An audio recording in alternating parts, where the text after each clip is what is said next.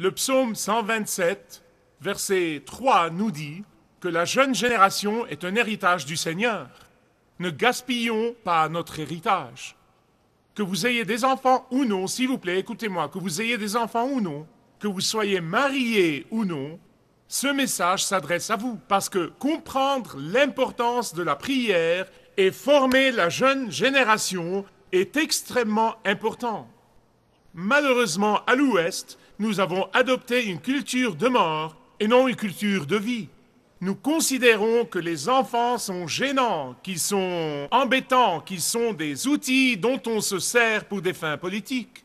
Il y a même des chrétiens qui se mettent rarement à genoux pour prier Dieu de susciter des hommes et des femmes pieux auprès de la jeune génération. Nous prions pour cela dans cette église, mais c'est très exceptionnel. Nous prions régulièrement pour la jeune génération et nous sommes sûrs que Dieu honorera et exaucera nos prières. Dans les années 70, 80 et 90, nous croyons que tout ce dont la jeune génération avait besoin était plus de jouets et plus de jeux électroniques et plus de trucs, alors qu'ils avaient en réalité désespérément besoin d'adultes qui se mettent à genoux pour prier le Seigneur pour eux.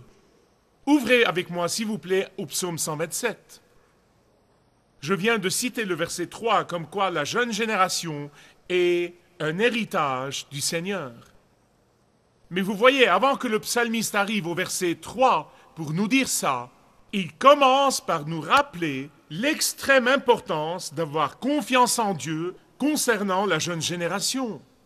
Il commence par nous rappeler l'extrême importance de nous fier à Dieu concernant la jeune génération. Il commence par nous rappeler l'importance de faire confiance à Dieu dans nos prières pour la jeune génération. Regardez le verset 1. Il dit « Si l'Éternel ne bâtit la maison, ceux qui la bâtissent travaillent en vain. » Qu'est-ce que cela veut dire ?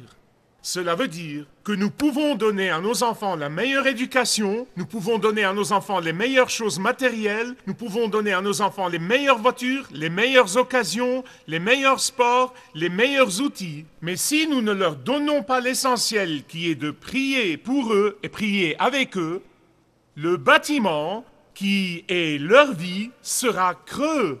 Il sera superficiel, il sera une carcasse, il sera bâti sur le sable. Et ils ne pourront pas tenir et résister aux agressions et aux pressions terribles de la vie. Laissez-moi vous demander, quand était la dernière fois où vous avez pris le temps de prier et de jeûner pour la jeune génération ? Écoutez-moi avec soin, s'il vous plaît. Si nous ne crions pas à Dieu pour la jeune génération, toutes les babioles et tous les cadeaux et toutes les universités prestigieuses et tout l'argent du monde ne les aideront pas.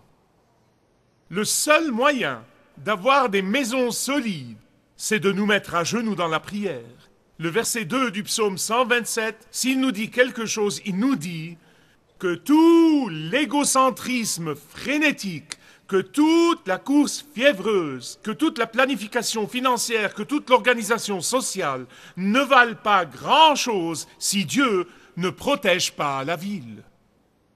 Je pense que c'était Will Durant qui a dit un jour que si vous considérez tous les grands empires du passé, vous trouverez que la plupart d'entre eux se sont effondrés, non pas devant des armées d'invasion, mais de l'intérieur. Et bien aimés, laissez-moi vous dire une chose. Nous voyons aujourd'hui que les plus grands ennemis de nos enfants ne sont pas les armées d'invasion étrangères, mais les programmes mortels que nous impose un système éducatif impie. Vous voyez, à l'Ouest, nous compartimentons nos vies.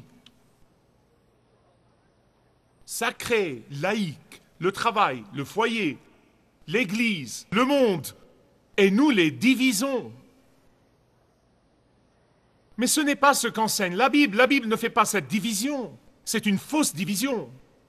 En fait, le psalmiste nous enseigne que la vie du croyant doit être totalement intègre. Nous ne pouvons pas dissocier ce que nous faisons de ce que nous prions. Nous ne pouvons pas mettre une séparation entre ce que nous faisons de notre argent et ce que nous prions. nous ne pouvons pas dissocier notre travail de notre intercession pour la jeune génération. Et le psalmiste dit qu'aussi dur que soit votre travail, vous travaillez en vain si vous n'assumez pas vraiment la responsabilité de prendre soin de l'héritage que le Seigneur vous a donné. Les croyants pieux et fidèles n'ont pas un esprit divisé entre le travail et la prière. Ils n'ont pas un esprit divisé. Le psalmiste dit, pourquoi les gardiens protègent-ils la ville? Pourquoi sont-ils sur leur garde, surveillant et protégeant la ville, afin de protéger les familles qui habitent la ville? Voilà pourquoi. Pourquoi les parents bâtissent-ils une maison? Ils le font pour assurer un foyer spirituel à leurs enfants. Nous avons aujourd'hui des forces qui étaient auparavant déguisées, des forces qui opéraient auparavant en coulisses, mais qui se montrent au grand jour aujourd'hui.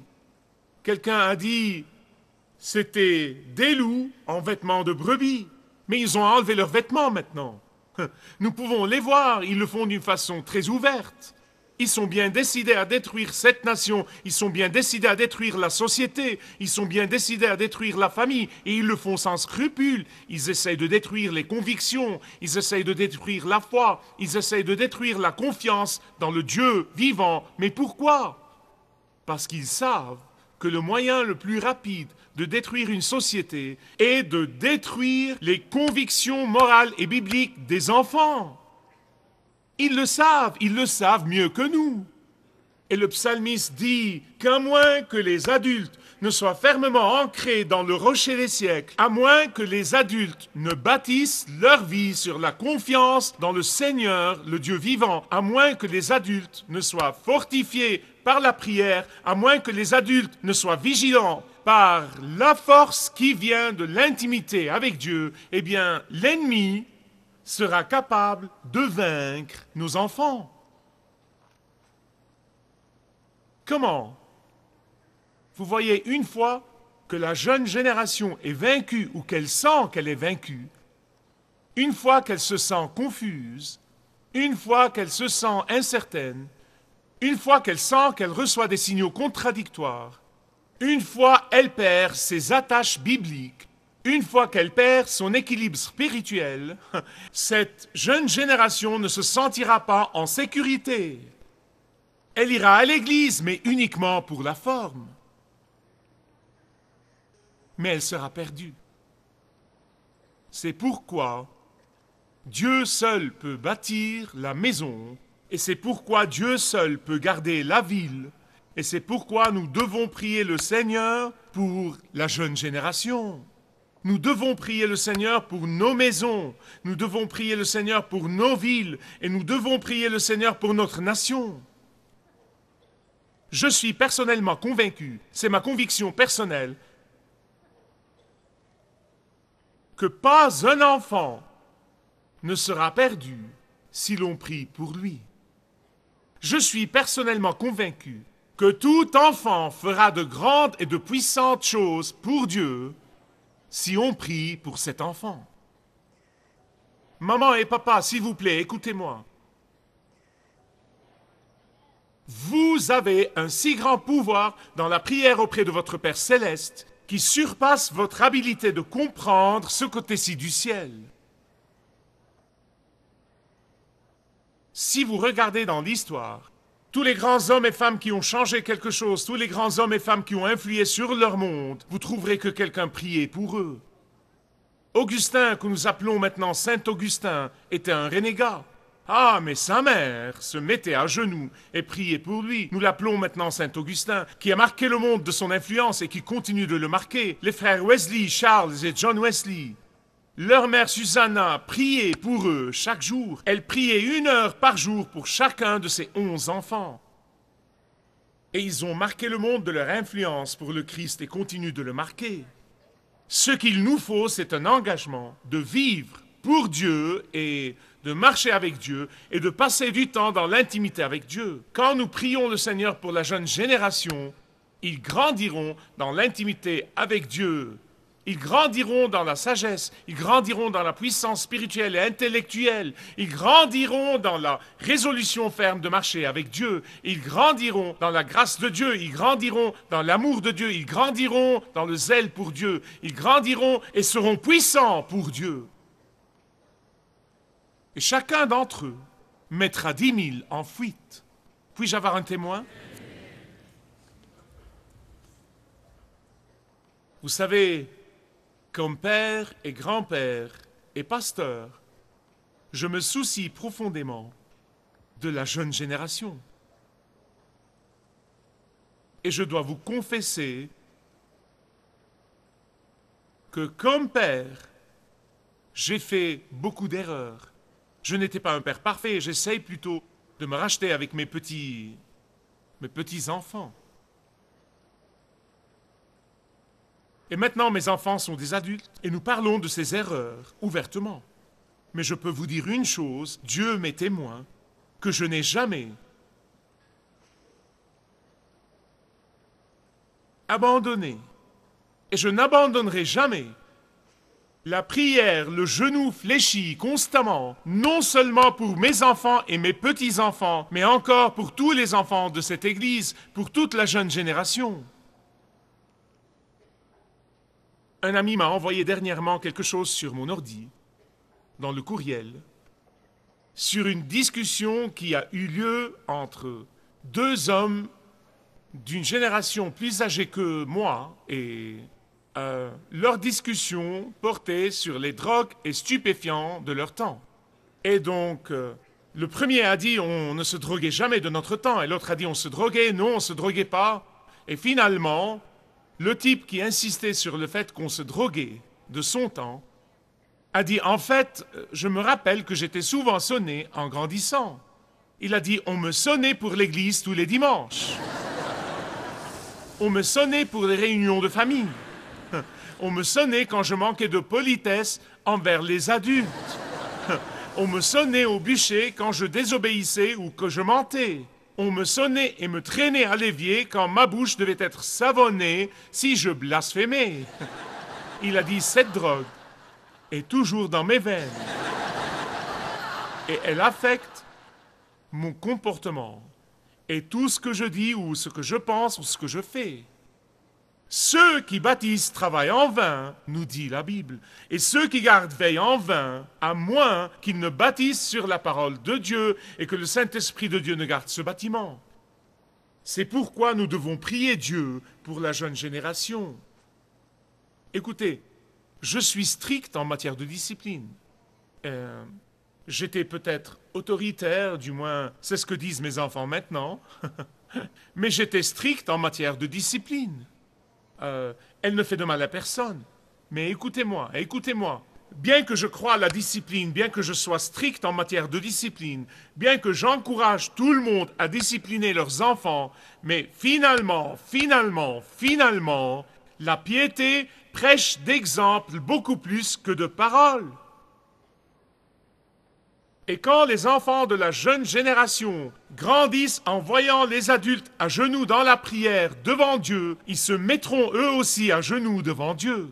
Quand ils voient les adultes mettre toute leur confiance dans le Dieu vivant et non pas dans les possessions et les babioles et l'accumulation des choses, ils grandiront pour devenir de grands leaders pour Dieu et auront eux aussi confiance en Dieu. Quand ils grandiront en voyant les adultes ancrer leur foi dans le Dieu vivant. Ils mettront eux aussi leur foi en Dieu. Ils grandiront pour faire de puissantes choses pour Dieu. Quand ils voient les adultes se cramponner aux promesses de Dieu et les réclamer, ils grandiront pour se cramponner aux promesses de Dieu et à les réclamer dans la prière. Priez le Seigneur pour la jeune génération.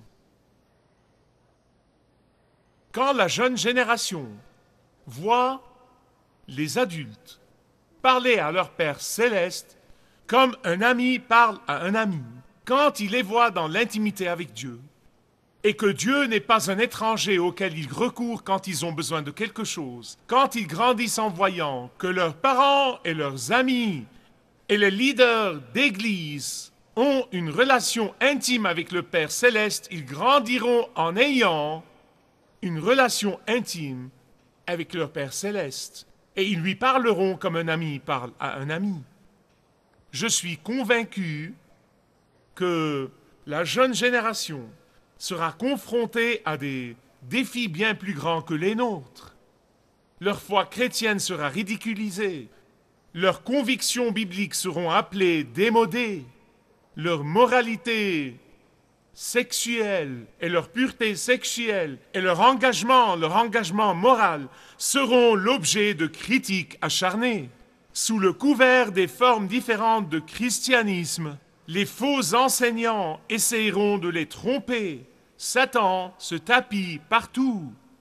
Mais rien de cela ne devrait nous effrayer, vous avez saisi? Alors si nous nous engageons dans le combat spirituel, dans la prière pour eux, ils grandiront pour combattre eux aussi dans la prière. Quand ils nous voient faire la guerre spirituelle à genoux et remporter la victoire, ils apprendront eux aussi à remporter la victoire par les genoux fléchis dans la prière. Quand ils voient notre génération résister fermement et s'opposer avec force à la tentation, ils grandiront pour être plus que vainqueurs par Jésus-Christ. Quand ils voient comment Dieu exauce nos pétitions et nos prières surnaturellement, ils grandiront en sachant que Dieu exauce surnaturellement les prières de ses enfants fidèles. Ce psaume nous dit quelque chose d'autre sur la jeune génération. Il dit que la jeune génération va être comme des flèches dans la main du Dieu Tout-Puissant. Ce sont vraiment des flèches. En fait, croyez-moi, le fait que la Bible décrive la jeune génération comme des flèches, si ça nous dit quelque chose, ça nous dit que nous devons prier pour la jeune génération, non seulement pour survivre, mais encore prospérer. Puis-je avoir un témoin? Nous devons prier pour eux, pour qu'ils soient comme des flèches qui pénètrent l'obscurité de la culture et la ramènent à la lumière de Dieu. Ils sont comme des flèches qui sont dirigées vers le territoire de l'ennemi afin de sauver les perdus, comme des flèches lancées pour viser les mensonges de l'ennemi et les tromperies de l'ennemi, pour les dénoncer et pour les faire taire, comme des flèches qui pénètrent les faux systèmes de croyance pour les faire éclater, comme des flèches qui visent la conformité spirituelle pour la faire voler en éclats, comme des flèches qui seront lancées dans la tromperie spirituelle pour la dénoncer, comme des flèches qui visent l'esprit de peur pour l'anéantir et gagner leur monde pour le Christ. Non pas juste survivre, mais encore prospérer. C'est comme ça que nous devons prier.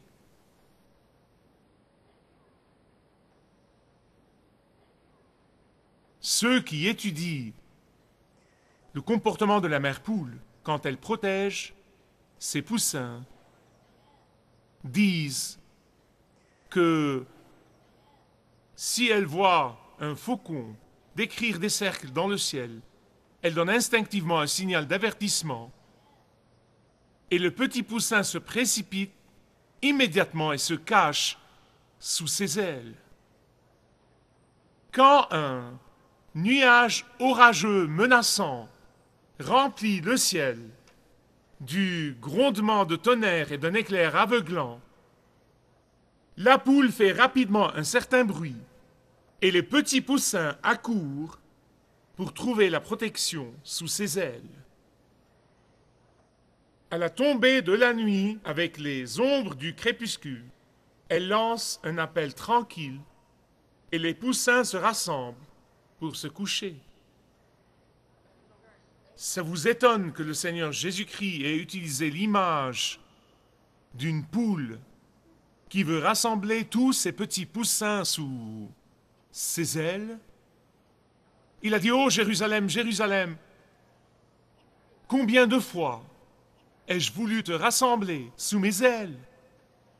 Bien-aimés, écoutez-moi, c'est toujours le cri de Jésus. Aujourd'hui, le problème, c'est que nous ne demeurons pas sous ses ailes.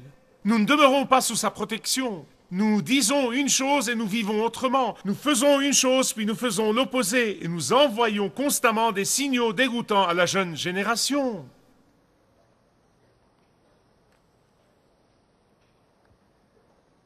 Il n'y a pas de protection digne de ce nom que sous les ailes de Jésus. Et s'il y a un moment où la jeune génération a désespérément besoin de protection, c'est maintenant. Et leur seule protection viendra du Seigneur en réponse aux genoux fléchis dans la prière. Intercédez, priez le Seigneur pour la jeune génération. Si vous désirez connaître Dieu d'une manière personnelle, demandez le livret « Retrouvez la joie que vous avez toujours désirée » et vous pourrez découvrir l'amour de Dieu pour vous et apprendre comment expérimenter son pardon.